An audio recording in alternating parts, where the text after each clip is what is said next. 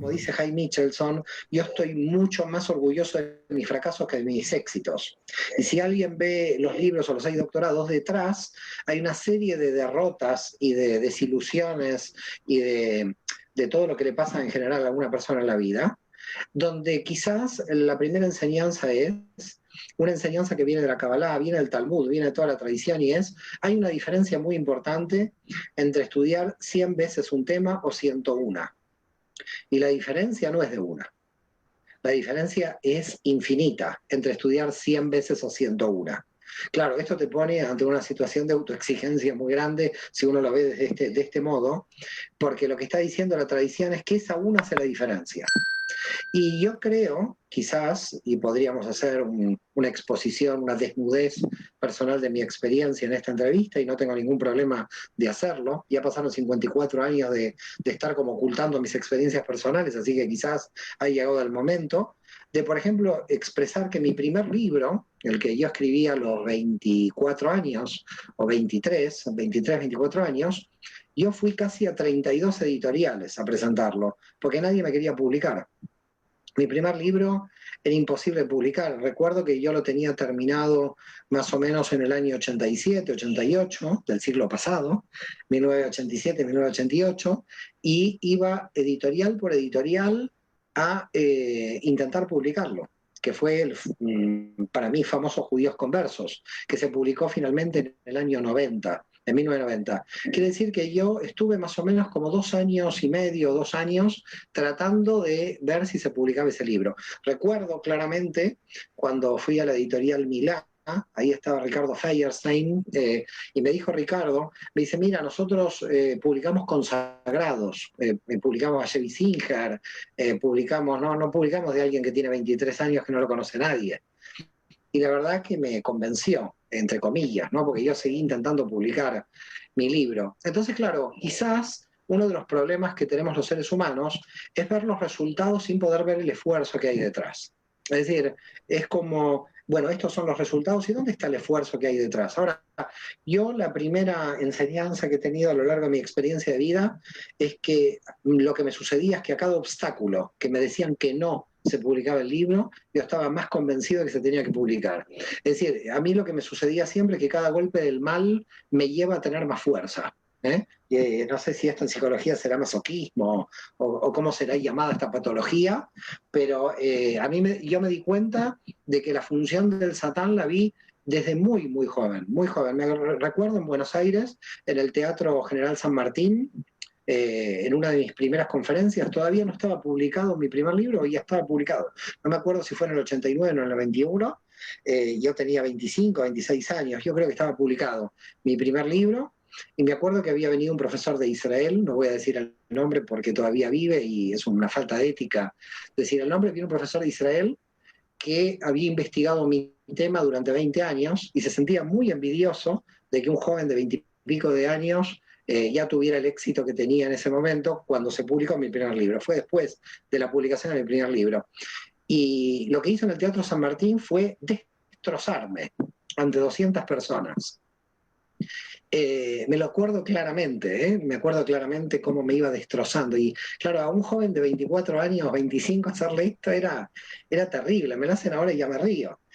Pero en ese momento me acuerdo que era terrible. Una de las cosas que me juré cuando yo estaba en todo este proceso es ayudar mucho a los jóvenes. Siempre me decía, recuerda cuando seas grande, me decía yo en esa época, de que venga alguien y que ayude a los jóvenes. Y yo permanentemente viene un joven y lo estimulo, le digo que publique, lo ayudo a publicar, porque me acuerdo, yo dije, soy Mario Sabán de pequeño, no quiero que me pase lo que me pasó a mí. Entonces estimulo a todo el mundo a publicar, a crecer, porque de alguna manera yo me veía siempre no estimulado, sino agredido. Yo fui discriminado claramente por la edad, porque gracias a un editor del Club Maccabi, me acuerdo, el señor Telias, que me escuchó en una conferencia y me dijo, esto es excepcional, si se puede publicar un libro, ¿por qué no se publica? Le digo, lo estoy buscando una editorial, me dice, yo tengo una editorial, lo vamos a publicar. Y fíjate que surgió de casualidad, de una conferencia, no porque yo fui a buscar esto, ¿no? Ahora, ¿cómo termina la anécdota de este este tema en el Teatro San Martín, que me parece que es muy clave para los que nos están escuchando. La anécdota termina en que cuando yo no sé de dónde había sacado una frase de un filósofo griego que tenía ahí, no sé de dónde, o la sabía de memoria, porque cuando yo empecé, después de que me destrozó, este investigador que venía de Israel me destrozó, literalmente diciendo que toda mi investigación era como tirarla a la basura, más o menos. Que la verdad que ahora lo pienso, no es una muy buena investigación, es una buena investigación para alguien de 24 años. Eh, y entonces en ese momento recuerdo claramente que empecé mi discurso y dije: ¿de qué vale un hombre si nadie lo envidia? Que es una frase de Esquilo, de un filósofo. Y todo el mundo empezó a aplaudir, y yo no sé de dónde saqué la frase, dónde la tenía esta frase, si la sabía de memoria, me agarraba la cabeza de cómo salir de ahí, y di muy nervioso, claramente muy nervioso mi conferencia, y salí, recuerdo mal, porque salí golpeado, 25 años que te destrocen ante 200 personas en un auditorio, que la gente me acompañó y me quedó muy mal, por supuesto, este investigador, este profesor, pero yo salí golpeado. Y recuerdo claramente que estoy saliendo de ahí, y un señor ya mayor para mis 20 y pico, porque tendría 60 y pico, quiere decir que ya mayor es de mi edad ahora, ¿no? Un hombre que se presentó, Meni Vergel, lo recuerdo perfectamente, un hombre que después me entero quién es, por eso la anécdota es muy fuerte, me dice: mire, Saban, quien hace contenido, quien trabaja contenido, siempre va a ser criticado, usted siga adelante porque usted va por el buen camino, siga con el contenido, siga estudiando, sigan las fuentes. Y yo estaba, bueno, menos mal, alguien que, y entonces, bueno, quedamos en encontrarnos en algún momento, a tomar un café. Después me enteré que era un hombre que estaba entre los no premiados, queda claro, pero entre los postulantes al premio Nobel en medicina. Meni Vergel, y había descubierto una vacuna contra la lepra, y me enteré por una alumna mía de Cábala hace un año que falleció con 92 o 93 años en una casa por Buenos Aires.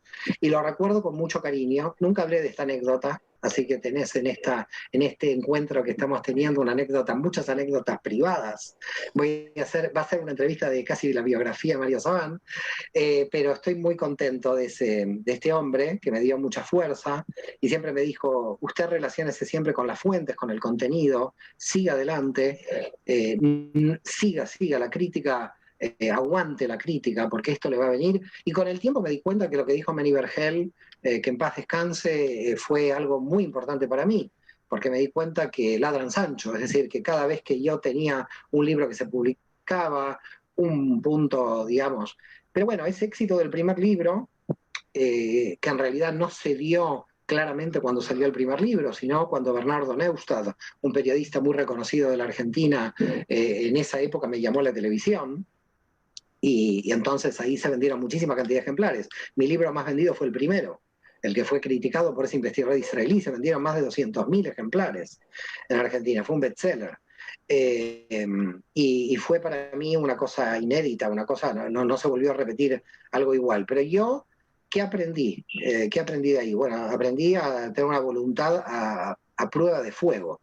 Ahora, si tengo que hacer un análisis, realmente tengo que también dar gracias a Dios a mis antepasados. No estoy hablando de Abraham, Isaac y Jacob, estoy hablando de mis antepasados cercanos, porque tanto mi padre como mi abuelo materno fueron personas de mucho trabajo y mucho esfuerzo y mucha voluntad. Y creo que esto en parte es como que lo he heredado. He heredado esa voluntad de hierro. Es de hierro, porque yo me doy cuenta que me critican y sigo adelante, y, y me elogian y sigo adelante, porque a veces el elogio también te puede debilitar.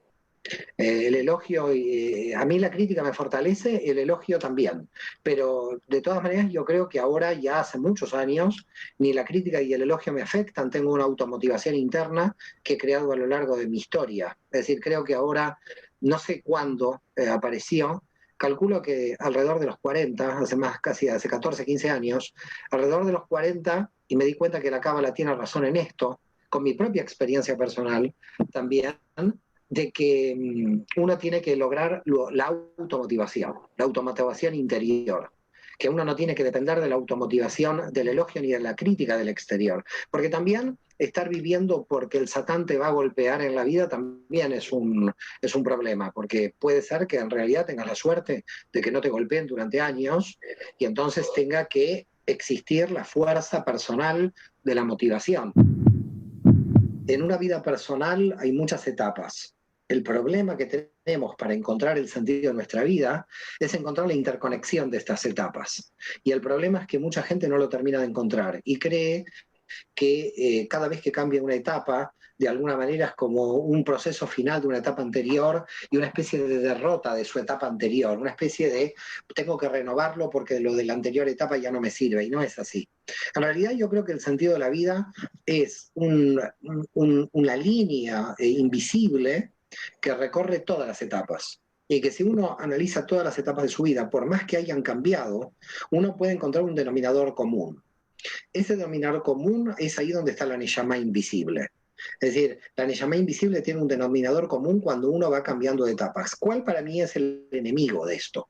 ¿Cuál es el enemigo? El enemigo es claramente cuando el Ruach, en su funcionamiento, toma una zona de seguridad que puede ser una zona de seguridad del victimismo o una zona de seguridad de aquella persona que tiene una tendencia a quedarse en su historia personal, a quedarse, es decir, tú puedes encontrar muchas personas que no tienen un carácter evolutivo en su alma, sino que son personas claramente históricas, es decir, que se han quedado como hace 20 años en sus coordenadas, en su coordenada de análisis, en su coordenada de familia, etc. Entonces los cambios no los pueden soportar.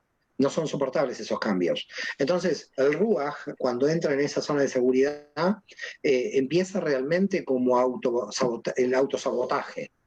Y no es que esta persona, uno pueda comparar comparativamente cuántas cosas mal le ha pasado frente a otro, porque yo creo que entre el mal y el bien, por supuesto, hay extremos. Queda claro que hay personas extremas donde su vida fue terriblemente mala o terriblemente buena, pero estamos hablando de extremos. En la mediana de la gente, lo que se llama en hebreo el intermedio, el Beinoní, en el Beinoní tenemos muchas cosas malas como muchas cosas buenas, pero hay una diferencia. La diferencia es qué vamos a hacer con lo malo. Es decir, si alguien de repente se entera todos los problemas que yo tuve en mi vida, dice, bueno, a este tipo le pasó un montón de cosas. Pero claro, cuando tú das la biografía, esa biografía tipo idolátrica de los doctorados de los libros, en realidad la gente no ve tras bambalinas sufrimientos, separaciones, muertes de familiares, caídas económicas, todo esto no se ve. Lo que se ve siempre es como una cosa que, al doctor Serrano no le pasó nada, qué vida feliz. Bueno, no es así. Es decir, yo creo que la felicidad construida por alguien es saber dónde vas a encajar tus fracasos, tus debilidades, tus supuestos fracasos, tus supuestas debilidades, dónde lo vas a encajar. Si te vas a quedar ahí, es decir, si yo me hubiera quedado en, bueno, 20 editoriales me hubieran rechazado y ya no seguía buscando una editorial, probablemente ni el primer libro hubiera salido. Y a partir del primer libro queda claro que los otros 17 seguramente difícilmente hubieran salido si no sale el primero. Entonces, yo creo que hay una imagen distorsionada a partir de los resultados. Se cree que una persona se evalúa por los resultados. Y entonces se dice, bueno, es exitoso por el resultado que tiene, por lo que veo. Y de repente, claro, uno no cuenta todos los problemas que tuvo a lo largo de su vida. Ahora, yo no es que no los cuento, bueno, no los contaba por pudor, como te dije antes, pero yo creo que de todos los problemas que yo he tenido, siempre yo actuaba con una gran felicidad frente a los obstáculos. Y creo que si nosotros compararíamos a todas las almas intermedias, saliendo de las extremas, saliendo de las extremas, de un niño de 3 años que termina en la Shoah muerto. Entonces, bueno, no vamos a este tipo de por qué le pasó esto. Entonces no vamos a entrar en los extremos. Vamos a entrar en los intermedios, en vidas intermedias. En vidas intermedias, alguien que me cuente todas sus desgracias, yo le puedo contar las mismas desgracias que pude haber tenido. La diferencia es qué hemos hecho con esto. La diferencia, por ese motivo, no es que nosotros somos lo que somos lo que hacemos con lo que somos. Entonces, yo pongo muchas veces un ejemplo que para mí es claro. 2 almas que terminan en Auschwitz. Bueno, no recuerdo si Primo Levi terminó también en Auschwitz, pero Víctor Frank sí.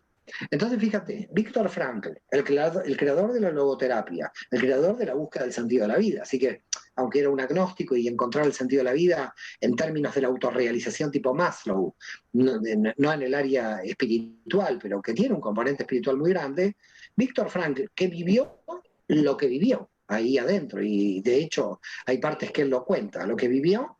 Este hombre vivía hasta los 90 y pico de años con un gran sentido de su vida y muy proactivo y autorrealizado a nivel personal, después de haber vivido lo que vivió. Y Primo Levi, un escritor judío italiano que vivió, podríamos decir, más o menos parecido a lo que vivió Viktor Frankl, se suicidó.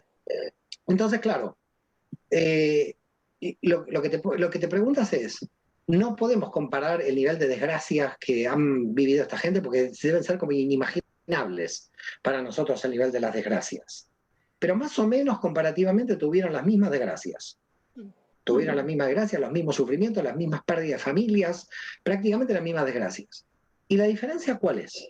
La diferencia es por qué Primo Levi no aguantó más y se pegó un tiro, y por qué Viktor Frankl llegó hasta los 90 años feliz y dando conferencias.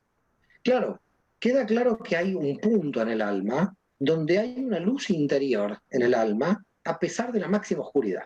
A pesar si estás en Auschwitz, en la máxima oscuridad, lo que es Viktor Frankl nos muestra de que hay luz en ese nivel de oscuridad, que alguien puede sostener la luz en ese nivel de oscuridad.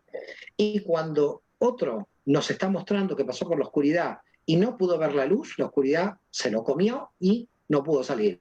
Fíjate que no son las condiciones objetivas de la realidad exterior, son la luz interior que le permitió a Viktor Frankl una diferencia clave frente a Primo Levi. Es decir, salgo de Auschwitz y no voy a Auschwitz, salgo a la vida normal de los seres humanos fuera de este drama, y las almas tienen las mismas situaciones. Personas que, por ejemplo, se separan de su pareja y se hunden durante 10 años o toda la vida, y personas que rápidamente se recomponen. Entonces tú dices, ¿pero qué está pasando aquí? ¿Dónde está la fuerza? Porque comparativamente los dos pasaron por el mismo lugar, los dos pasaron por una separación traumática. Y lo que te das cuenta es que el entrenamiento del alma, la luz que tiene el alma es lo que pone la diferencia.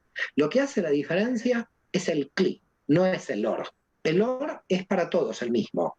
El tema es el clic de recepción. Entonces, aquí la pregunta no es qué tipo de luz tiene el alma. Aquí la pregunta es qué tipo de entrenamiento tiene el clic. Esta para mí sería la pregunta. ¿Qué tipo de entrenamiento tiene el clic? Porque de acuerdo al entrenamiento del clic, el alma va a elevarse al nivel que realmente pueda llegar a subir. Pero es por el entrenamiento del clic.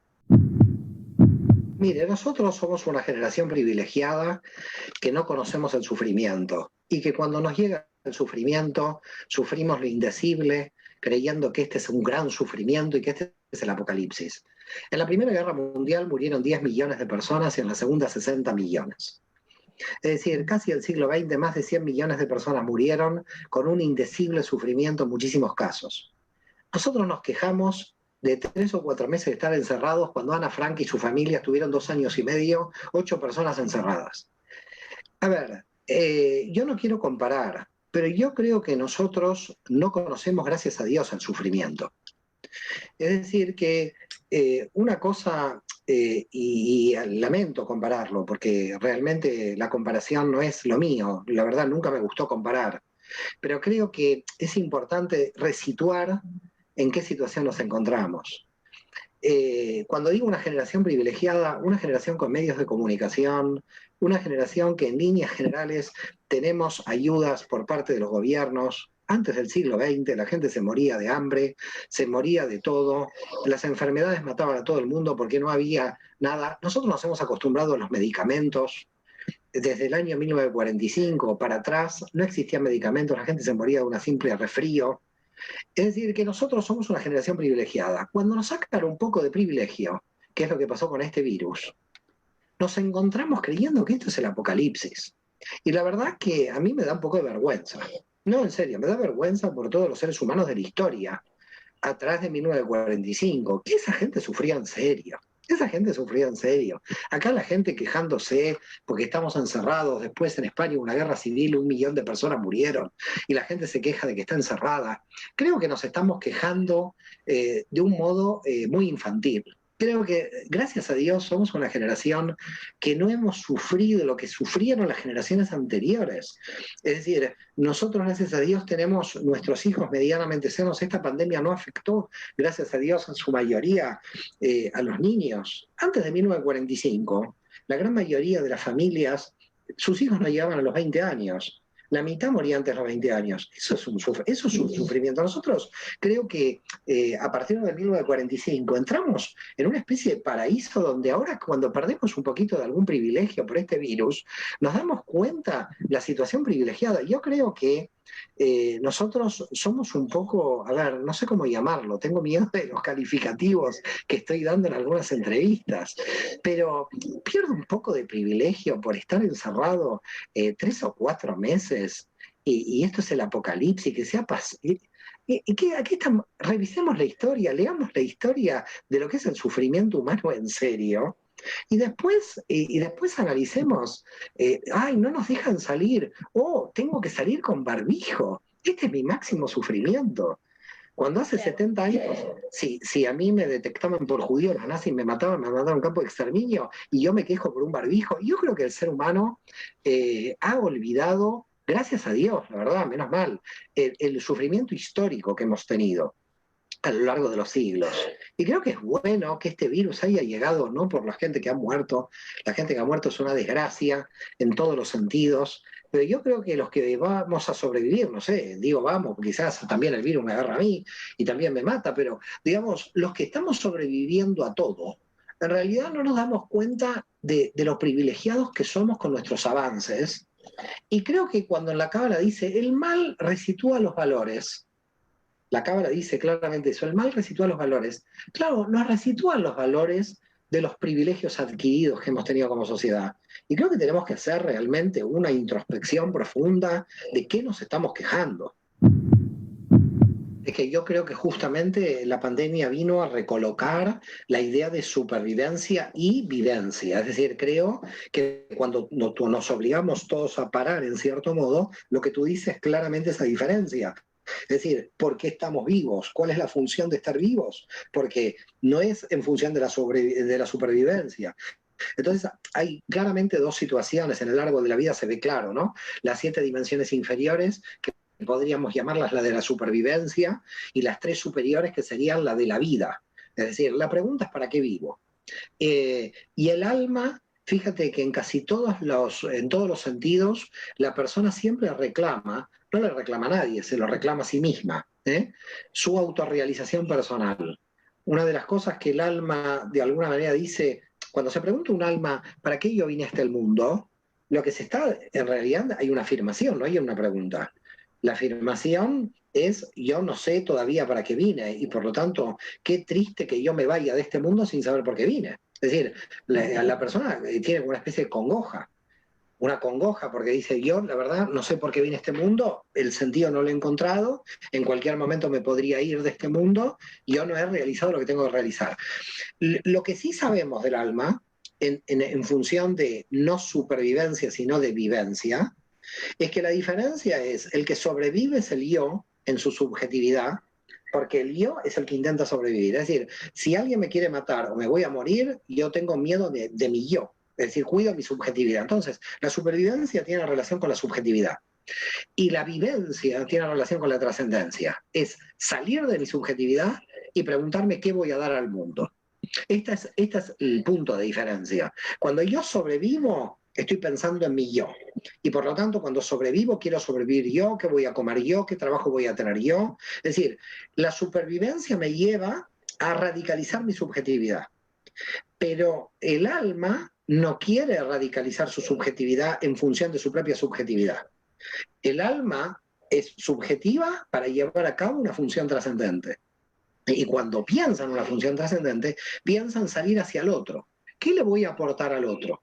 Es decir, ¿qué le voy a aportar a la humanidad? Entonces, fíjate que en casi todas las sesiones que tú puedas hacer con respecto al sentido de la vida, la persona te va a decir, ¿qué voy a dejar al mundo? ¿Qué es lo que yo voy a dejar al mundo? Entonces, claro, tú te pones a pensar y dices, esta es la pregunta. La pregunta es, ¿qué quiere ser la persona? La persona quiere ser feliz por un aporte a la humanidad. Y eso es tikkun olam. Entonces tú te das cuenta que la verdadera función, el verdadero sentido del alma es cumplir con una misión que siempre es universal, que siempre es de Tikkun Olam. Todo Tikkun individual lo que quiere es el Tikkun Olam, diciendo, ¿qué voy a dejar al mundo? No para que me recuerden, sino para ayudar al otro, digamos, para ayudar a la humanidad. Entonces, es muy interesante que cuando una persona encuentra el sentido de su vida, empieza una especie de solidaridad natural con los demás. Porque dicen, no, lo que yo quiero dejar es un mundo mejor para mis hijos, por ejemplo. Entonces tengo que cuidar la ecología. Con lo cual, cuando nosotros estamos pensando en función del alma, estamos pensando en una función trascendente, que es salgo de mi subjetividad para poder hacer Tikkun Olam y ayudar a los demás. Mientras me tengo que preservar, porque mi envase es subjetivo y me preservo, pero en función de ese dar hacia afuera. Entonces, reciclo el envase. Entonces, tomo el envase y el envase toma agua y vuelvo a servir agua. Otra vez, somos como una especie de jarra, ¿no? La jarra del agua. Tú pones agua, esa jarra da los vasos, la jarra se queda vacía, otra vez la jarra le pones agua, otra vez los vasos. Entonces, la función de la jarra, ¿cuál es? Siempre dar agua a los vasos. Siempre esa es la función. Cuando se queda vacía, necesita recibir agua del universo, de la Ein Sof, y se vuelve a llenar. Pero la jarra no está en función del agua que tiene para retener el agua dentro de sí misma, sino en función del agua que va a dar. Siempre estamos aquí recibiendo en función de lo que vamos a dar. La subjetividad no tiene esa idea. La subjetividad tiene la idea de recibir para sí y retener, no para dar. Entonces, la subjetividad radical es, tengo para mí y tengo temor a perderlo. Por lo tanto, entro en modo supervivencia. Por eso el modo de supervivencia no es solidario, porque sálvese quien pueda. El modo de supervivencia es, yo tengo que aguantar mi subjetividad y hacerla sobrevivir. Pero la supervivencia real del yo siempre tiene que tener trascendencia, es decir, porque tiene que pasar a un estadio superior. Una persona que sobreviva al yo en un estado de recepción permanente sin dar, es una persona que no tiene función en esta realidad y con lo cual se va mal. Se va realmente muy negativa porque se va sin cumplir su función de trascendencia. Así que esa sería la diferencia. Sobrevivir es el nivel del sujeto. Vivir es un sujeto en aras de la trascendencia. Se dice en la Cábala que inmediatamente entra el alma en este mundo y se le borra la información para poder aceptar al madre y al padre nuevos, porque si no le va a decir, ¿sabes qué? Mis padres eran de la India del siglo V y directamente tú no eres mi padre. Entonces, la idea es, la Neyamá se protege de alguna manera borrando, entre comillas, porque no lo borra nunca. La Neyamá siempre tiene la información de su vida anterior, de su vida pasada. Lo que pasa que lo que el Ruach no sabe es que lentamente va siendo forzado, si se quiere, por la Neyamá a cumplir la misión de su vida. Es decir, la misión de su existencia, el sentido de su alma. La Neyamá hace todo lo posible para enviarnos esta información. A veces con un déjà vu en alguna región, en alguna ciudad, que tú dices, bueno, nunca estuve en Londres y de repente estoy caminando en Londres y parece que esta es mi ciudad, ¿cómo puede ser? Algo pasa. O en Dublín, nunca conocí Dublín, llegué a Dublín y me di cuenta que yo soy más irlandés, pero ¿dónde nací yo? ¿Cómo puede ser? Si yo nací en Rumania y estoy en Dublín, no entiendo nada. Entonces hay a veces las almas que reconocen regiones, o reconocen regiones, o a veces reconocen momentos, o a veces se pueden ir naturalmente para atrás. A veces se pueden ir naturalmente para atrás, en una especie de regresión espontánea. Sí. Hay almas que no les pasa esto, que no tienen ni regresión espontánea, ni déjà vu, ni nada. Es porque el Ruach está operativo y está cumpliendo lo que el Ruach le está diciendo. Pero en los intersticios del Ruach siempre hay una información de la Neyamá con respecto a una vida pasada, que pueda no ser consciente o puede ser muy consciente. Si uno es muy consciente, esto es muy bueno, porque en realidad lo acepta, opera a partir de aquí. A veces hay una vergüenza social de decir esto, hoy cada vez menos, hoy cada vez uno dice, mira, ¿sabes qué? Yo fui, no sé, la sirvienta de tal faraón.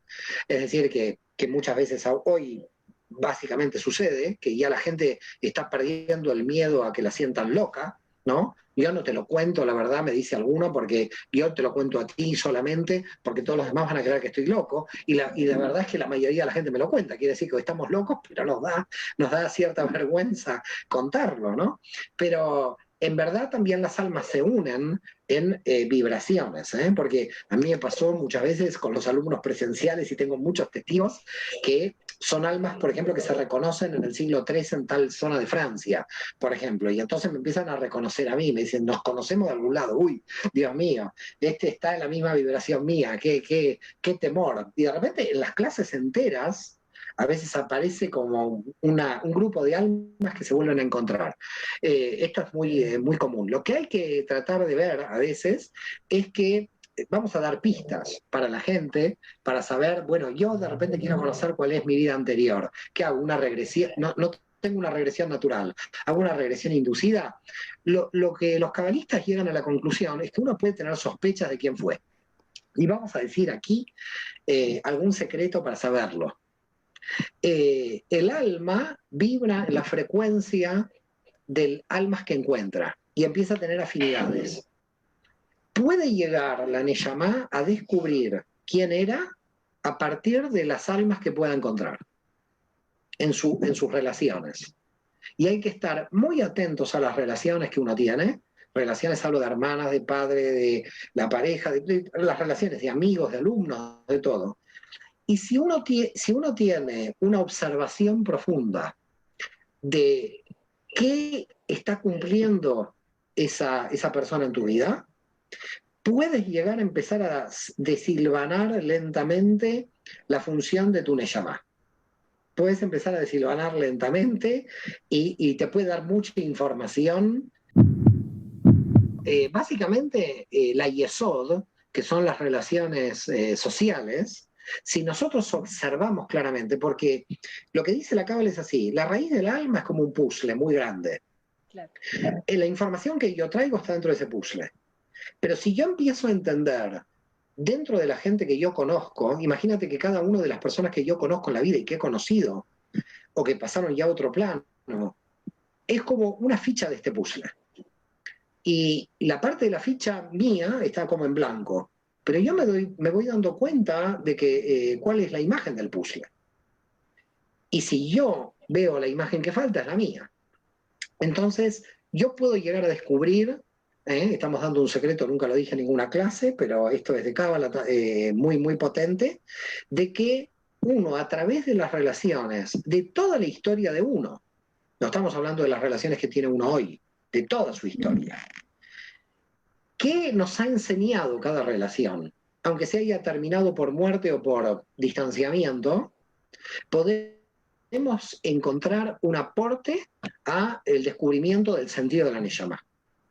Hay que observar muy atentamente toda la historia de todas nuestras relaciones para darnos cuenta que hay un eje conductor en lo cual nos estaba aportando algo en ese momento, pero nos estaba dando una información al nivel de Neyamá, al nivel del tikkun, al nivel de la rectificación. Bueno, primero que todo, tenemos que ir al concepto de desencarnado y no asociarlo con la muerte física, porque a medida que nosotros en esta encarnación vamos subiendo a nivel de conciencia, estamos desencarnando.